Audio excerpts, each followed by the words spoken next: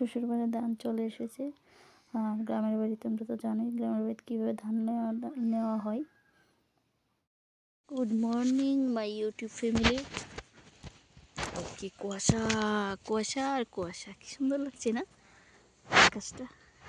আমি কি করতে এসেছি এখানে তোমাদেরকে দেখাচ্ছি। হ্যাঁ, এই যে আমাদের একটা এখানে জলফুই গাছ আছে, ঠিক আছে, জলপাই গাছ। তো ওই দেখো জলপাই, এই যে একটা পেয়ে গেছি, এই যে দুটো পেয়ে গেছি, এই যে তিনটি পেয়ে গেছি।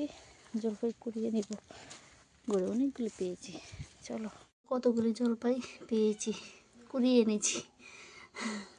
গাইস, আমি কিন্তু টক খাই না, তারপর ইচ্ছা করে আর কি কুড়িয়ে আনতে খুব ভালো লাগে। আর মাঝখানে যে সুপারিগুলি, ভাববে না সুপারিগুলিও আমাদের ওখানে গাছ আছে, ঠিক আছে, অনেকগুলি গাছ আছে। তো সুপারি পড়ে আর কি, তো ভাবলাম নিয়ে যাই সুপারিগুলো।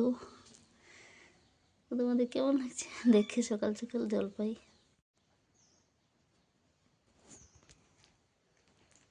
হে my YouTube family, good morning সবাইকে। তোমরা সবাই কেমন আছো? তো আমার হলো সকালবেলা ঘুম থেকে উঠা শেষ। এখন হলো ব্রাশ করে টিফিন করব। তোমরা তো দেখেছো আমি সকাল সকাল জলপাই কুড়াতে গিয়েছিলাম।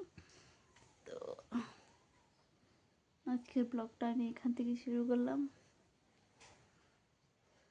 তো কেমন হয়েছে প্লিজ কমেন্ট করে জানাবে। তো চলো সবাইকে টাটা। আর সবাই কিন্তু জলপাই খাবে, তোমাদের সবার জন্য জলপাই কুড়িয়ে এনেছি আমি।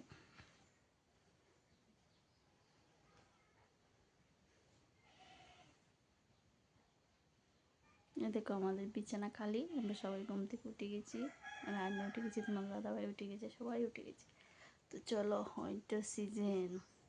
আচ্ছা, তোমাদের কাদের কাছে উইন্টার সিজনে সকালবেলা ঘুম থেকে উঠতে ভালো লাগে একটু কমেন্ট করে জানাবে তো।